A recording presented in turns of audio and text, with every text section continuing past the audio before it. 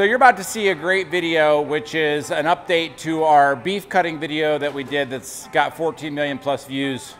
We did that 6 years ago.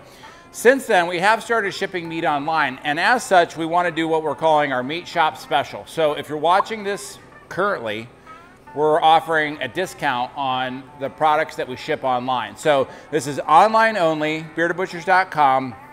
Some of our more popular items, pork brats in the most popular flavors, those big caveman steaks you're about to see, some of our dry aged burger, and a few other things we're able to ship online. So go to beardedbutchers.com, grab a discount now till this video is cut off here. So if you're watching this, that's available right now. Head there, grab something out of the meat shop, we'll send it right to your door. It's been 6 years since we did our most viral video on YouTube, cutting a half a beef. Front quarter, hind quarter. The video that we did 6 years ago, September 2019, has over 14 million views on YouTube. We want to go through today, we want to do another half of a beef, and we want to show you some of the things that have changed over the years. So our cutting styles have changed a little bit, just due to some of the items that we're selling on our website, retail customers, some of their wants, requests. It's just interesting to see how things have changed over the last 6 years. So we're just going to get started. We're going to cut a front, we're going to cut a hind, which is an entire half, lay them out on the table. Come along for the ride. I do want to mention we now have our very own custom knives. We partnered with Montana Knife Company out of Montana. Josh and Brandon over there and the whole crew. These are incredible, American-made, lifetime warranty, fantastic knives. So a 6-inch boning knife, 8-inch breaking, and the 10-inch knife. So these are pretty amazing, and you'll see how they perform throughout this half a beef.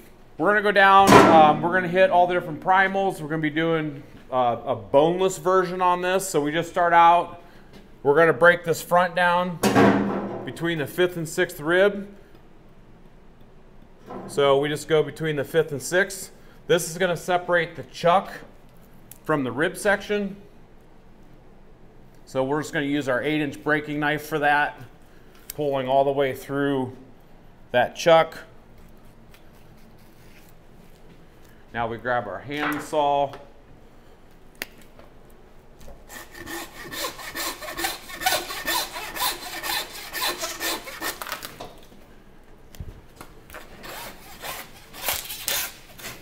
Separating that chuck from that rib portion. A lot of water under the bridge.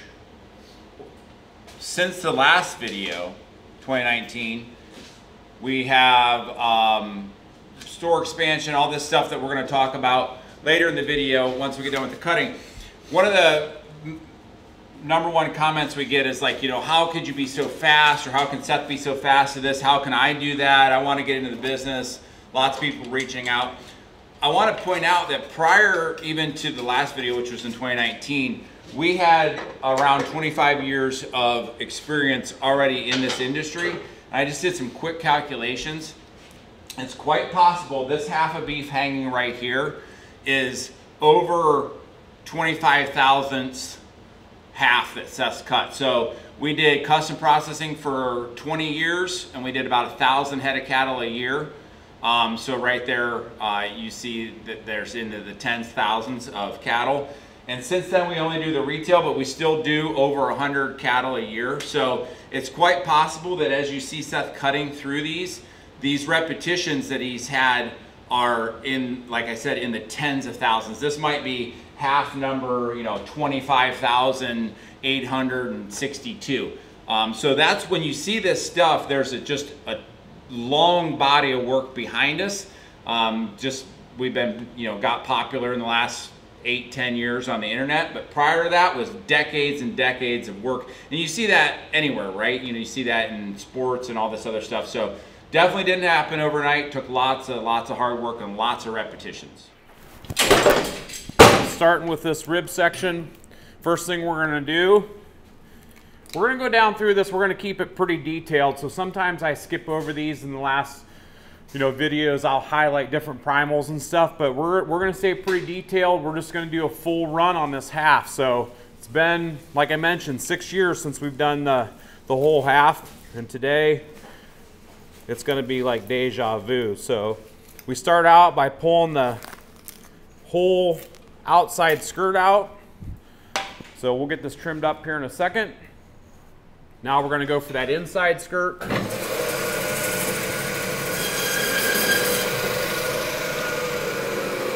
Start by breaking this plate off of here. Peel that membrane off. So this inside skirt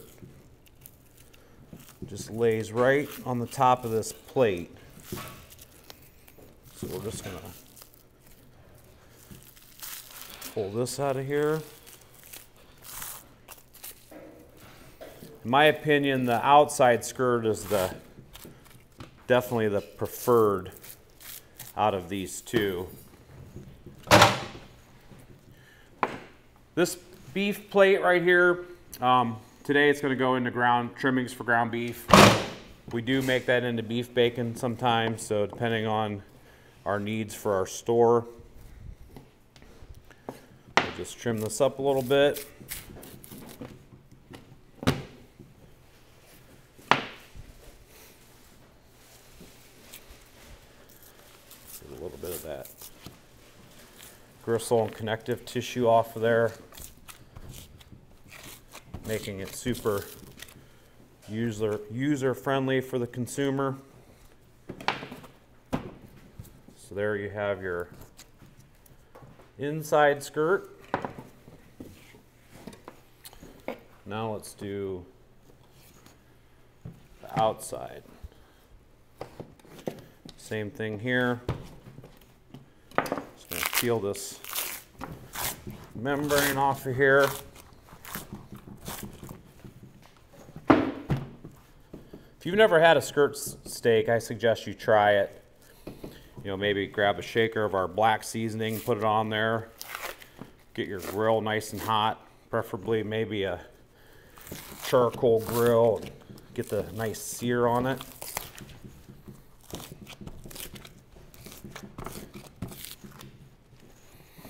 So when I peel that membrane off there, you can see it reveals these fibers, which makes it a fantastic steak.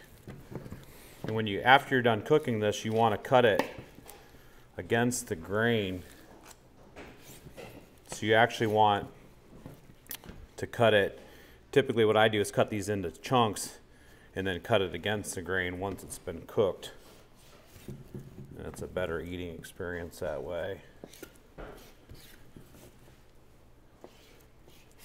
So there's your outside skirt. And there's your inside skirt. So we'll just get these rolled up and get them set on our table.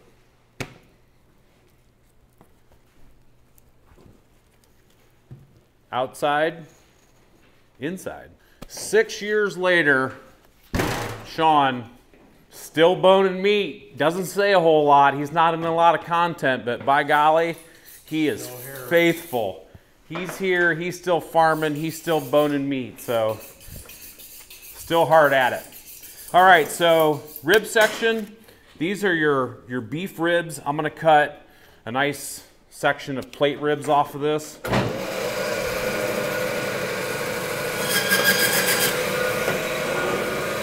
This is your entire 7-bone beef rib section. We're gonna prep it for some steaks.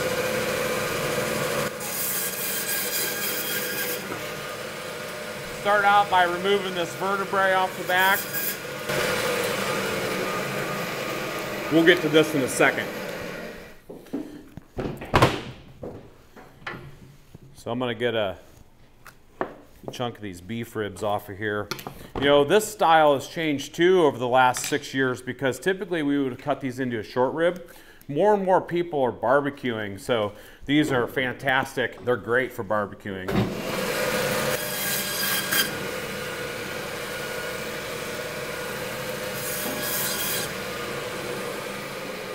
So after you get that done, I do like to trim the backs of these just a little bit. Take a little bit of that heavy fat cover off of there. That way the end user doesn't have quite so much of that fat to deal with. But you can see that beautiful marbling in there. Just a real nice set of long bone beef ribs. So that's gonna go onto our table. Now onto this beef chuck. We're gonna break the front shank and the brisket off of here.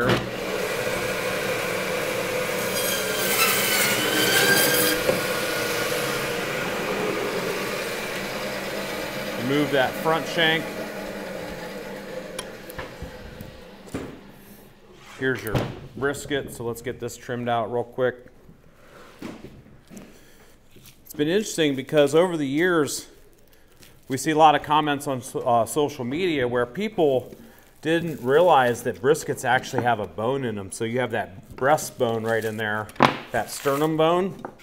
So we have to remove this bone. We did do a comparison video, bone in versus boneless, that turned out pretty cool, but when we retail these, we make them boneless. So we just get that bone out, do a little bit of trimming, take some of this heavy fat out of here. Just like that. Square it up a little bit. We will take a little bit of this heavier cover fat off. And we do leave some of it on there because we don't know how the end user is going to prepare it. So pellet grill, you're going to need to trim it a little bit more. Charcoal grill, you can get away with, you know, some of this heavier fat on here. So we do take a little bit off, but we try to leave it to the point where that gives the end user some real nice options on what they want to do with it. So there's your whole Packer style beef brisket. Next up, I'm going to break off this whole entire chuck arm portion. Normally, I would have cut this into about a 2.5 to 2 inch-ish thick slice, and I would have cut arm roast. I'm going to do it a little bit different. I'm going to show you another version of this that's kind of changed over the years.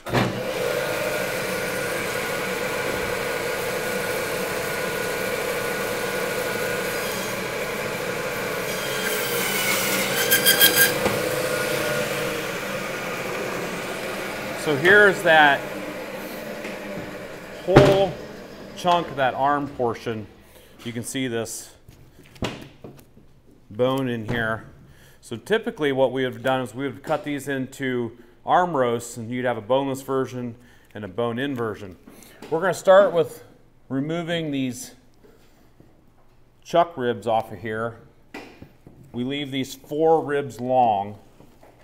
And once again, barbecuing has just gotten so popular that these are a fantastic option to make some barbecue beef ribs.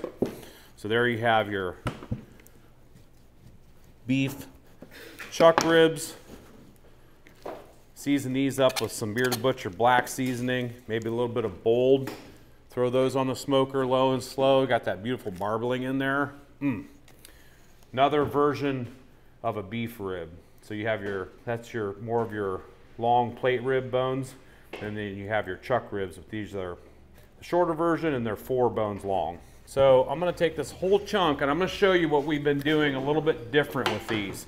I'm still going to cut some arm roasts, but I'm going to cut something else too out of this.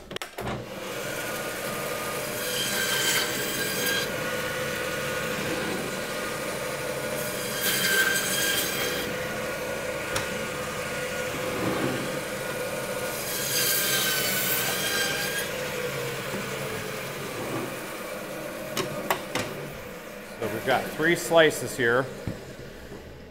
I'm going to cut this nice boneless arm roast here. So there you have a nice 2 to 3 pound boneless arm roast. And then this middle one, we're going to do something a little bit different. Maybe you've seen us cut the big giant caveman steaks that we get out of the round portion, which you will see me cut those here in a little bit off that hind quarter. So maybe you've seen those, but what we've also been cutting is what we call our mini caveman. So we just take an arm roast, we do not cut it in half, and has that nice round bone in there. You can put that over an open pit, cook it up, slice it, makes a great steak option. So there's a bone-in arm pot roast. So typically, like you would have seen me cut 6 years ago, I would have gotten 5, typally a 1, 2, 3, 4, 5 arm roasts, but this time, I'm gonna cut 3 arm roasts and then one of those mini caveman as that last option. So as I set these over here, I am gonna use my scraper and we're gonna remove this bone dust off of these. Gotta pretty them up for the package to make them nice and pretty for the retail case. Beef front shank. This one we don't typically cut into a Thor's hammer. The one on the hind I will. So we're just gonna cut some normal cross-cut soup bones.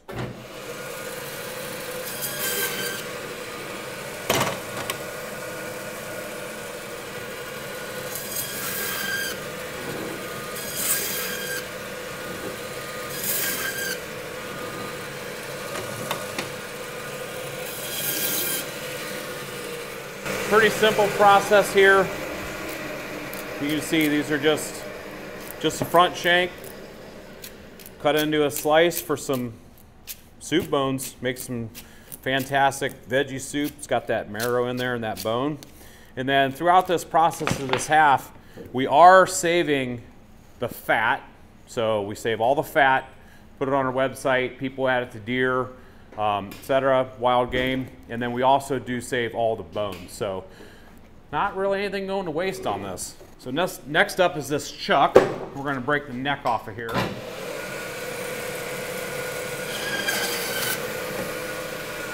We'll get to this in a second. This is a beef neck. It's going to get trimmed out for some ground beef. So before I get started on that beef chuck, let's go ahead and tackle this rib. So we're just going to start by using our 6-inch boning knife, removing these thin feather bones off the back like you've seen us do a bunch of times. So we'll just get these all removed off of here. And we're going to make some ribeye steaks today. So once we get that off of there, we're going to remove this fat cap. Not to be confused with the spinalis. This is not the spinalis. We wouldn't remove that and put it in a ground beef. So this is just your fat cap. Get that off of there. Get this yellow cord off of here. Remove that. Once that's done, we're going to go ahead and remove these back ribs. So we're just going to take this whole section of back ribs off. These ribs have gotten more popular too over the years for folks that like to barbecue them. Just a nice option for a beef rib. So there's a whole set of beef back ribs. We're going to do a little bit of pre-trimming on this. Get a little bit of that tail portion off.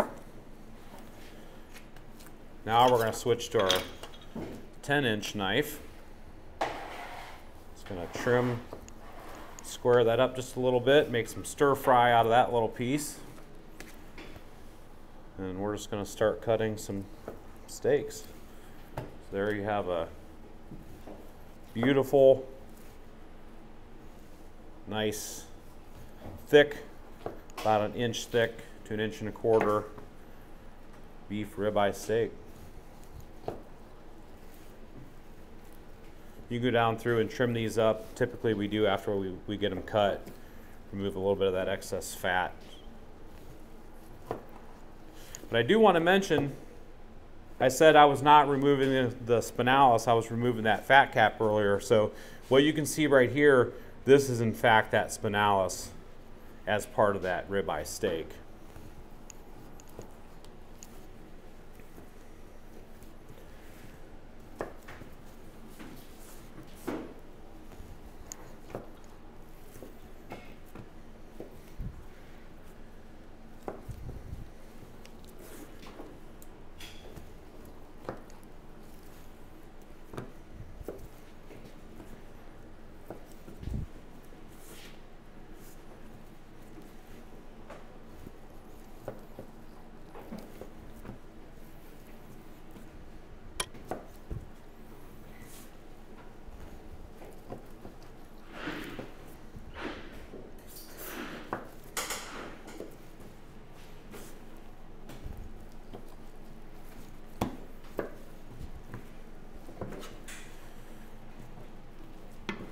So there you have the whole ribeye section, cut up into some ribeye steaks. Now it's time for this beef chuck. So things that have changed in the last 6 years with this beef chuck is we definitely saved the flat irons, we saved the Denver, we saved the boneless chuck eye for steaks and roasts. Yeah, just a lot of those unique cuts that years ago when we did custom processing used to just go into ground beef, or maybe went into a bone-in blade roast or something like that. They're not that way anymore. People start eating flat irons and chuck eye steaks and stuff. They get hooked on them, and then that's what they're going to request. So the first step is just to get this outer layer of fat and gristle off the top here, and I'll show you where this shoulder blade bone's located, and it's like a road map for your top blade roast that I'll cut into flat iron steaks and mock tender, etc. So just get that chunk off there first. That'll go into some ground beef.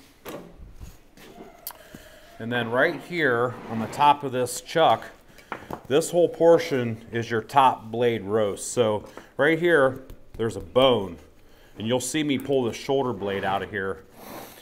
So I'm just gonna start by doing a little bit of trimming here. And then I wanna take my knife and run it right down along the edge of this shoulder blade bone. And when I do that, I can take my meat hook, hook the front of this top blade roast. Once you get it started, worked out of there, you can pull it. You can pull this whole blade roast out just like that. So that's one side of that shoulder blade. And then on the other side, we have the mock tender. So we'll go ahead and pull this side out. Mock tender we typically cut into some beef stir fry. So we get the mock tender pulled out of there.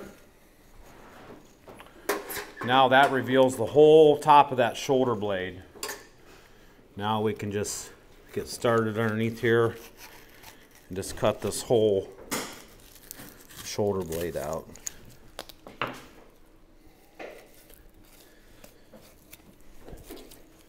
There's your whole beef shoulder blade. And if we slap this back in here, there's your top blade roast. There's where your mock tender comes from. So that's going to make a lot more sense for you now on where these cuts are located. So I have the top blade roast for flat irons, the mock tender. We're gonna do some beef stir fry out of that. Now we wanna pull the chuck eye portion out of this, so that whole chuck roll, and we'll do some roasts and steaks. So we start by trimming this up. Get this underblade steak off here. This will make some great stew meat.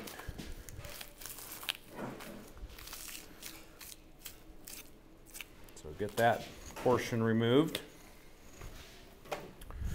Now what we want to do is we want to take this whole boneless portion of this chuck eye out.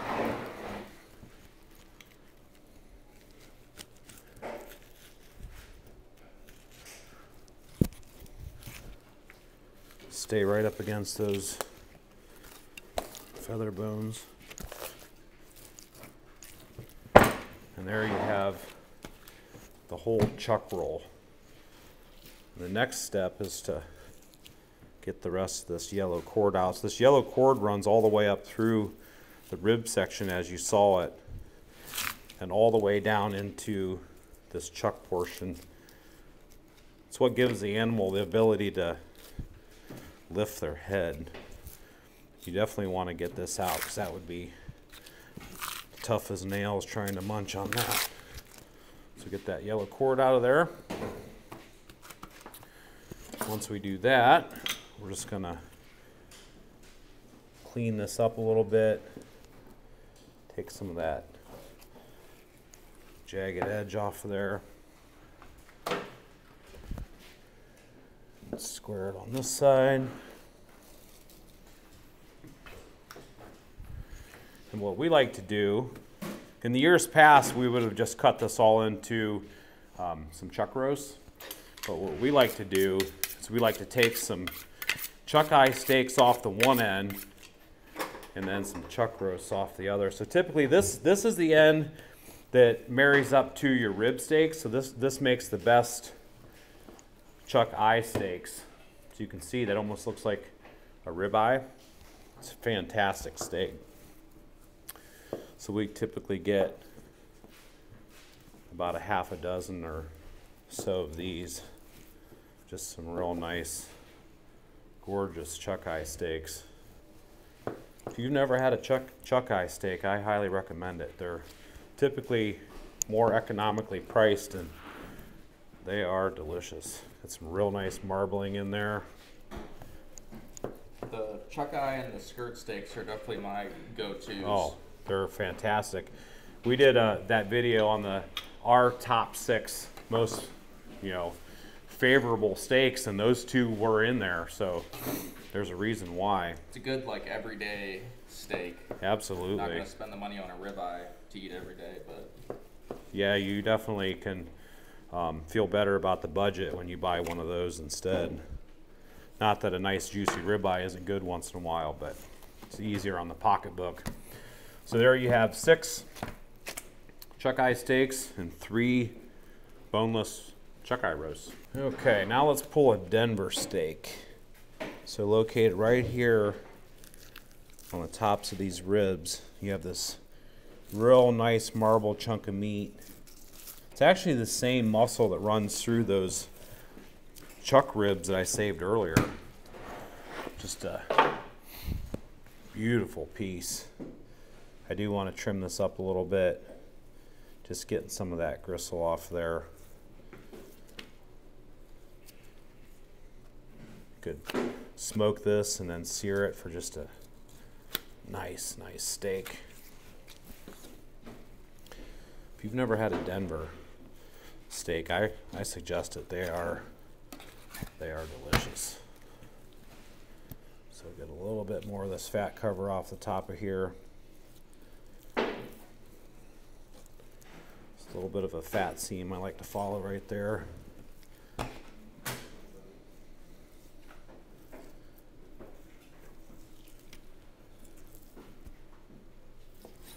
And there you have just a real nice chunk of beef Denver steak. These are amazing. Let's cut some stir fry out of this mock tender. So we just want to remove this silver skin.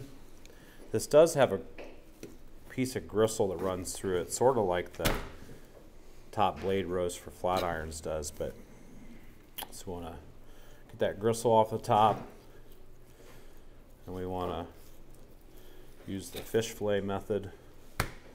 Just get some of that gristle off the middle. Just makes a real nice piece for some stir fry. That's what we like to use it for.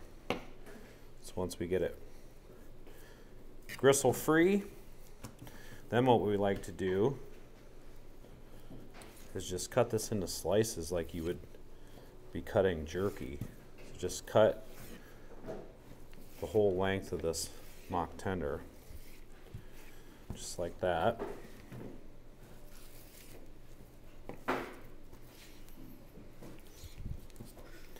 And then we will go back through and we'll cut these against the grain into some strips for stir fry.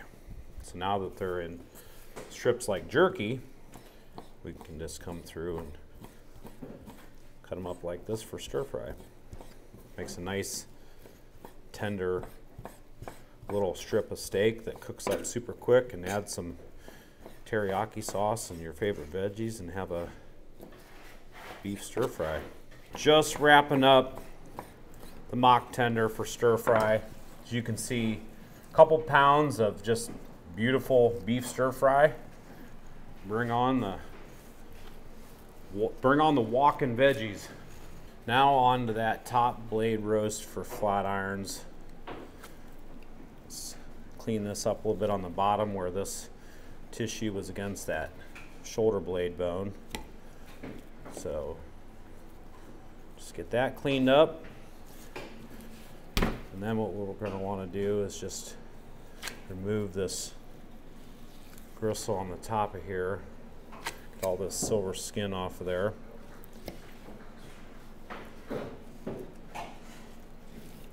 After we get this silver skin off the top, it's going to be just like that mock tender that I did, where you're going to want to remove this gristle strip in the center.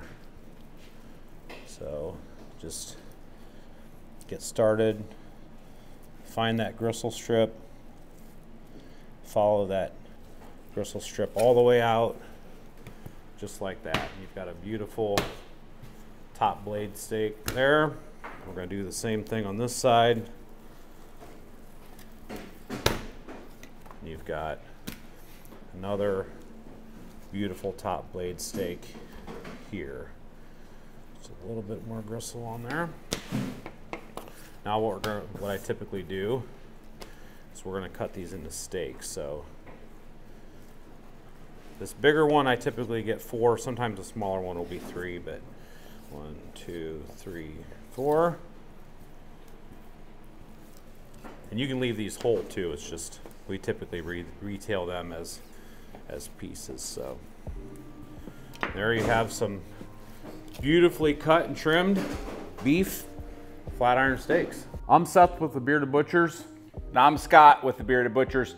And for nearly 3 decades, we've been in the commercial meat business. And for about 2 of those decades, we've been formulating clean label spices. This is something that you can use in your home butchering experience. We have DIY kits that have everything in the kit included to make snack sticks, bratwurst, summer sausage. We have the components broke out, whether it's the high temp cheeses, the casings, or the seasonings, or the cures. So you can get a natural, clean label product. That's something that we've spent decades formulating here at the Bearded Butchers. Super easy to use kits, and you'll see right here on the back we have all of the instructions, the nutritional facts. We even have a calculator that breaks these down into smaller portions. So we think these are amazing. You buy the kit, all you have to do is add the protein. You can go buy the piece off of our website and you can build your own. So check out beardedbutchers.com or go to the store locator and visit a retail partner or Amazon and get some. There you have it. Clean label, no chemicals, easy to use. you can elevate your meat experience with the Bearded Butcher's home processing products. We guarantee that your friends and your family, they're gonna love these items. The front quarter is processed. You can see it right here on the table. We've got the hind quarter, so let's get started on that. So we're gonna start by removing the rose meat off of this flank. So get this rose meat peeled off of here. This is gonna go into some ground beef. Now we can pull this whole flank steak chunk off of here. So that's that whole chunk. And I'll show you. Inside this is the flank steak. So we start out by peeling that membrane off of here.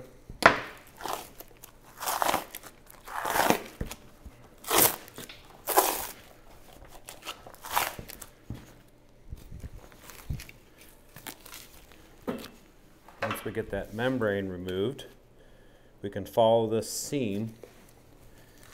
Get our fingers underneath there and pull this flank steak out. So once you get it loosened up from the sides, it'll just come right out of there. And the rest of this will go over to be trimmed out for ground beef.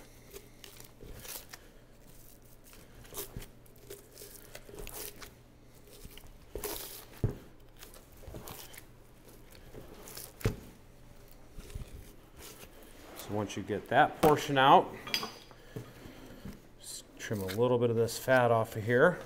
You can see down here at this end where this fat seam is, the flank steak kind of ends right here. So we'll just take our knife and trim it just like that. And there you have a whole beef flank steak. Start by pulling that kidney out. That'll go into some pet food. Now we want to remove the kidney soot. You can see located right behind this fat is the beef tenderloin. And you'll see me pull that out of there. But right here inside that whole short loin there is the tenderloin. This is where things change quite a bit with how we process now versus how we did 6 years ago. So we've been cutting the caveman steaks, and they're super popular. So that does require me to cut this a little bit different, so my style's changed. And I start by pulling the tri-tip off prior to any of the processing of the round, because normally I would have pulled the tri-tip off with the round tip, or otherwise known as the sirloin tip, just as one whole chunk, that beef knuckle. But I leave that on to cut the caveman steak, so we have to pull the tri-tip off prior to that. So you just want to find this seam right here. It can be a little bit difficult to find at times, but find that seam and you can just follow this all the way down, and you can pull this tri-tip right out of there like that. So once we get that tri-tip out, it ends up being, obviously the same cut, just a little bit different practice getting it removed to cut those caveman steaks. So after we get it out of there, just get it trimmed up.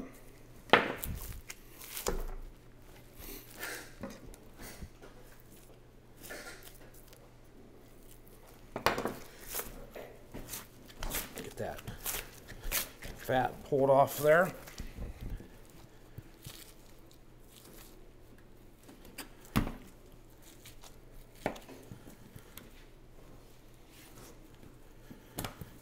Take a little bit of this gristle off the underneath.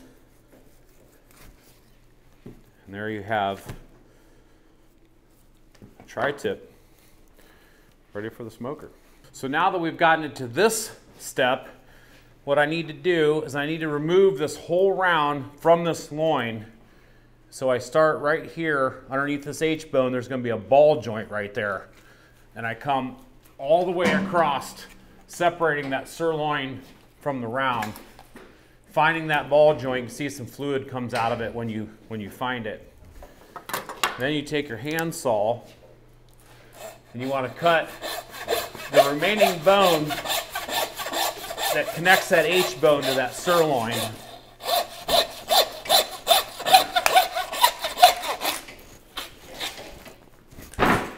So you want to remove your whole loin in one portion here, and then that leaves you this entire round portion as you see it with this round tip, sirloin tip still connected. And that's going to make sense when we cut those big, massive caveman steaks. Let's pull the whole beef tenderloin. As mentioned in the beginning of this video, we're doing a boneless version. We certainly sell way more boneless steaks than we do bone-in, so that's another thing that's changed over the years. So you want to pull this whole beef tenderloin out here, staying nice and tight to those vertebrae bones. There's your whole beef tenderloin. It's got all the side muscle and fat and everything on it. We'll get that trimmed off here in a second. Next step, let's break the sirloin off.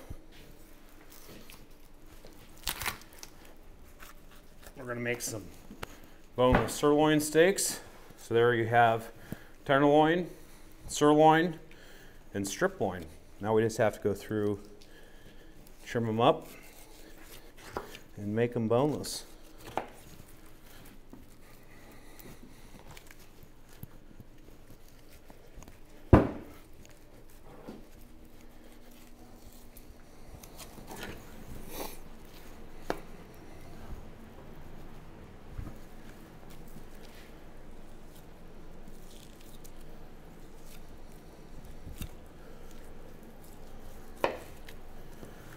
Removing a little bit of that fat and gristle.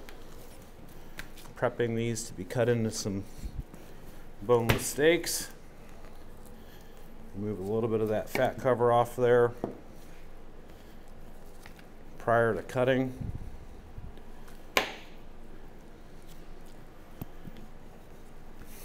So there's your chunk of sirloin.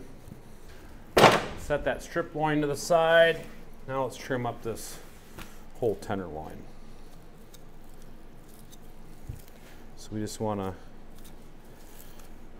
pull this fat and gristle off of here. Usually you can just start separating it with your fingers and just give it a little bit of help along the way, and it peels off pretty nicely. So pull all that off. Typically trim just a little bit of that heavy fat off of there. There is some gristle right here I like to take off. Just like that. Now we want to remove all the silver skin here. So I can just take the tip of my knife, go right underneath that silver skin, staying nice and close to that gristle, and just trim all the silver skin right off of there.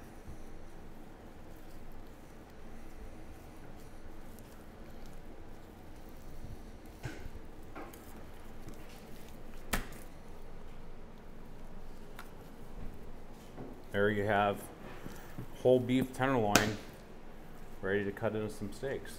Prepping that beef strip section.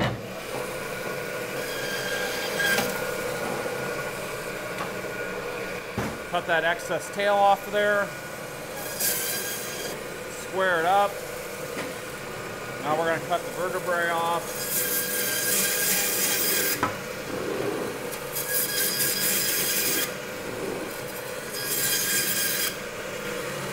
We do that so we can trim all these bones off of here. So to make these into strip steaks, we're going to want to remove all these thin bones that connect to the vertebrae. So strip steak, New York strip, if we would leave the bones in these and not cut that vertebrae piece off, these would be T-bone steaks. Today we're cutting some boneless strip steaks. So once we get all those bones trimmed off of there, we can come to the back, trim the remaining portion of this vertebrae off.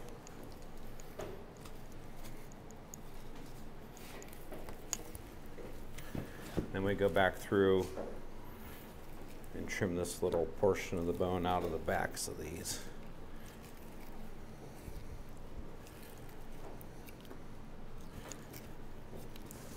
And once we get it prepped to that point, we're going to go ahead and take some of this fat off the backs of these.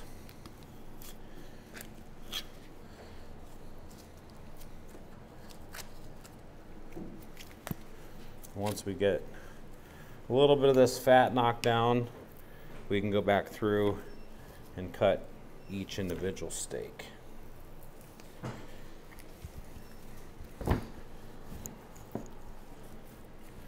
Now it's time to cut some steaks. So we have the strip, the sirloin, and the tenderloin. Start with the beef sirloin.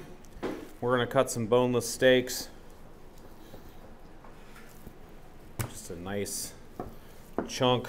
Typically I cut the first one in half. There's a lot of gristle in there that we don't save, so just a nice half sirloin. This does have the picanha on them. We typically leave the picanha on the steaks, just like it was 6 years ago. In our area, the picanha right here is just not a super popular cut, so when we cut them for a retail store, they tend to kind of sit there. A lot of people in this neck of the woods maybe aren't super familiar with them, so we feel it's better just to leave them right on the steak. Just a little bit of that cap, that picanha. So a little bit of trimming, just some real nice boneless sirloin steaks.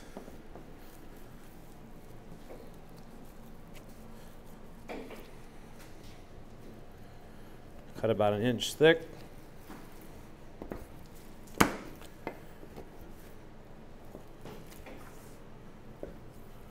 And ready for the table. Beef strip steaks. Just square them up a little bit. We're going to cut these a nice 1 to 1.25 inches. Just a real nice beef strip steak.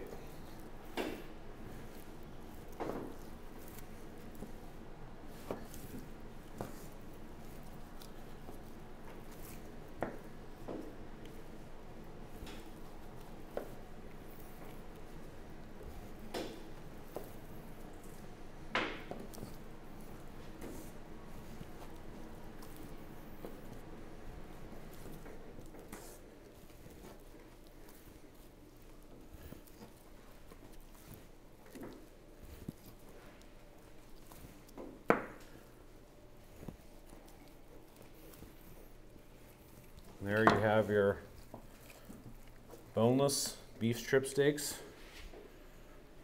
ready for the table. Whole beef tenderloin. Let's cut some fillets. So we like to cut these nice and thick, probably 1.5 inches-ish. Just a real nice thick beef fillet. Yeah, tell me you wouldn't want to throw those on your grill. Maybe wrap them in some bacon. Now it's time for the big portion, this beef round. We're going to start by removing this hind shank off of here. That will turn into a beef Thor's hammer. So we just remove this whole entire shank. Set that over on the saw. We'll finish trimming that in a second. Now we want to remove this little oyster steak out of here in this H-bone. We started cutting these caveman steaks a number of years ago, 6 years ago when we did our first half a beef tutorial here on YouTube. They weren't even a thing for us, but we started cutting them and they got super popular to the point where we put them on our website and we can barely keep them in stock. I'm sure you've probably seen them on our social media, but yeah, just a super cool steak. So do a little bit of pre-trimming. Now what I'm going to do is we're going to set this up on the saw and we're going to cut some massive caveman steaks. Let's cut some beef caveman steaks.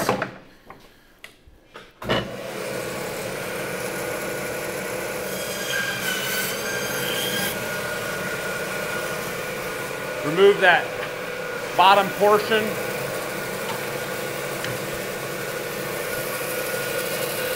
Now with these, we have the round tip, we have the top round, eye round, and bottom round all included with that bone in there in one big giant steak.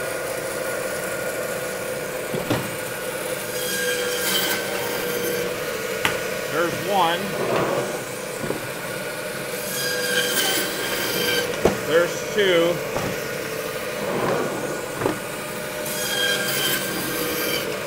And there's three. Three giant beef caveman steaks. Those are pretty cool.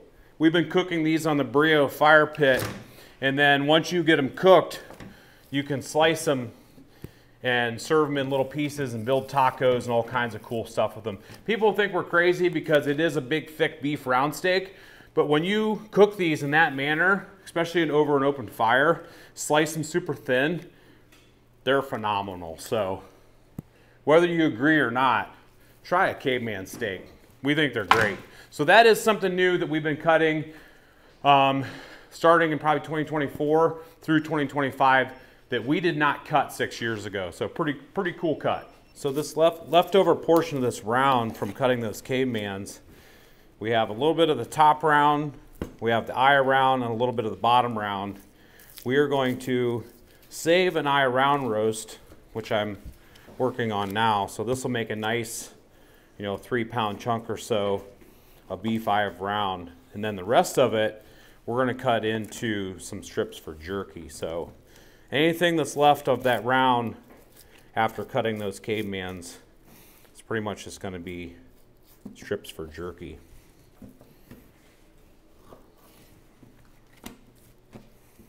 So these strips for jerky, we like to cut them so you can see these slices, and then the grains, you can see they're running like this direction.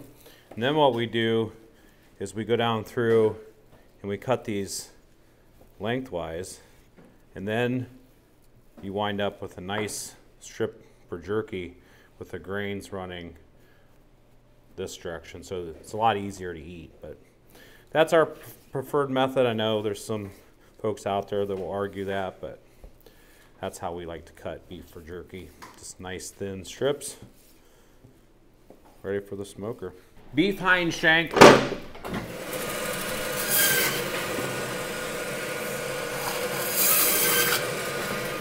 So beef Thor's hammer, we take that hind shank, we cut through the meat about halfway up. We try to make these about around 4 pounds or so. And then we take the meat off this top of this shank and we just trim all this meat off there. So this is another cut that didn't maybe existed 6 years ago, but we certainly didn't cut it or save it. So, and again, this is something that's just been flying off of our website. We almost can't cut them fast enough. And there's only 2 per animal, so as you can see, 1 per half. And we only save the the hind shanks for Thor's hammers. But there you have a nice beef Thor's hammer. Slow cook that, make some barbacoa, beef Thor's hammer. Let's talk about the trimmings. 50% or so of the carcass is the cuts, beautiful, closely hand trimmed cuts, and roughly the other 50% are trimmings, which we're gonna grind into many different things, ground beef, burgers, patties, kind of being like the #1 things. And so this part of the table is super important where these guys, and as Seth mentioned, Sean's been doing this for 30 years. Now we have 3rd generation, which is Brady, taking over my position. If you look back at the old video, I was in that position, that's my son. But they spend their time closely hand trimming, taking out any of the gristle, the connective tissues, of course the bone. And the idea basically is that if it's red, so if it's muscle, it goes in lugs for trimming or for grinding, and then excess fat is removed, which we don't waste any of this. But yeah, trimming is a very important part of this whole process, something that can't be understated. Ground beef is consumed widely, and each one of these carcasses roughly, just roughly 50% of it are the cuts, 50% is the grindings. So there's an overview. Front quarter, let's just go down through here. We cut some skirt steaks, some soup bones, 2 different styles of ribs, those beef back ribs, Denver, those beautiful beef ribeye steaks, some chuck eye steaks, some boneless chuck roasts, a beef brisket, some arm roasts, that mini caveman I talked about, flat iron steaks, some stir fry. Now switching over to the hind quarter, we have a beef flank steak, tri-tip, boneless sirloin, eye of round, some stew meat, those boneless strip steaks, those beautiful fillets, some strips for jerky, Thor's hammer, and those massive caveman steaks. So front quarter, hind quarter, that's your 2025 overview. It's been 6 years since we did kind of just a down and dirty, quick half cut beef. We wanted to do it, thought it'd be fun. Scott, it's been a ride, hasn't it? So. Sure has. Our brand, we kicked this brand off close to 15 years ago, but social media and YouTube really got big for us back in 2016. We wanted to give you guys just a beef processing video. I know sometimes the further sausage making and brats and summer sausage can get a little bit boring for some people unless you're going to be applying that to something you're doing. So yeah, we just wanted to do a beef processing. I showed you some of the changes that have happened in the last 6 years in the way we cut meat. Scott's going to show you some incredible changes that have happened right here at our facility, Whitefeather Meats, and our new HQ across the street. So Scott, let's go take a little tour. Walk him through it. Come with me. So let's talk first about some of the changes that have taken place in this room. #1 probably is our thermal filming roll stock packaging machine, VC999. We installed this about a year after that last video was made. This is essentially a robotic packing machine. It forms pockets and you can put your products right in here. It seals them. So like I said, automatic, robotic in the sense where a person has to load it. But this machine right here has changed just about everything we do with our final packaging. So probably inside this room, easily #1 upgrade. Let's go out front and see what's going on out here. Hi, how are ya? And then on to what is the next biggest upgrade, which is our beautiful store. We were just finishing up the construction of this in September of 2019 when we did that last video.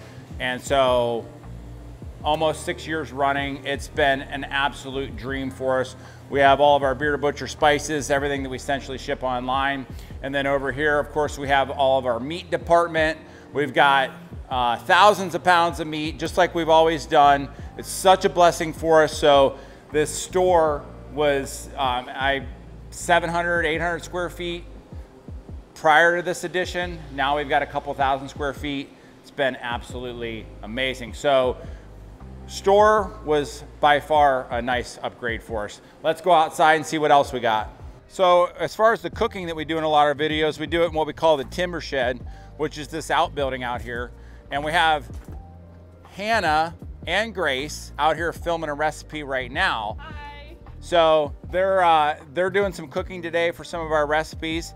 So this is the spot that we use. This hasn't changed much. We call this the timber shed. This is where you see a lot of our cooking go down. Now across the street, let's take a look at what is by far the biggest change. So I would encourage you to go to our channel, or you're on our channel now or whatever, but go to the very first video that we ever posted on the Bearded Butchers YouTube channel. I did a similar tour where I went into the shop, and from that time until the 2019 How to Butcher a Cow video, everything was done out of this shop. So every package was shipped, all the meat cutting obviously. And now as we look at it, we've had the wonderful opportunity to acquire the property that was across the street from us and turn it into our fulfillment and administration headquarters. That's Bearded Butcher HQ. Check this out. Again, I mean, what a tremendous blessing to have this opportunity for this to be right across the street from Whitefeather. I mean, look at this. Whitefeather Meats, home of the Bearded Butchers, our authentic butcher shop, and then Bearded Butchers headquarters. Now, I also want to point out, this is all one family in the sense that we have, like, sometimes people look, they try to look a little deeper and be like, who's running the show? Who's pulling the strings? Where's, you know, where's this coming from? It's us. Like, the family owned, family founded, like there's no bigger head, there's no investors, nothing like that. Obviously we have a great set of people that we work with now that are family and non-family, but it's all just by the grace of God and a lot of hard work that we got here. No financial backing, no, you know, bigger company or anything like that. But let's take a quick look inside here and see where all the packaging comes from, or excuse me, like all the shipping goes in and out for our e-commerce and for our retail trading partners.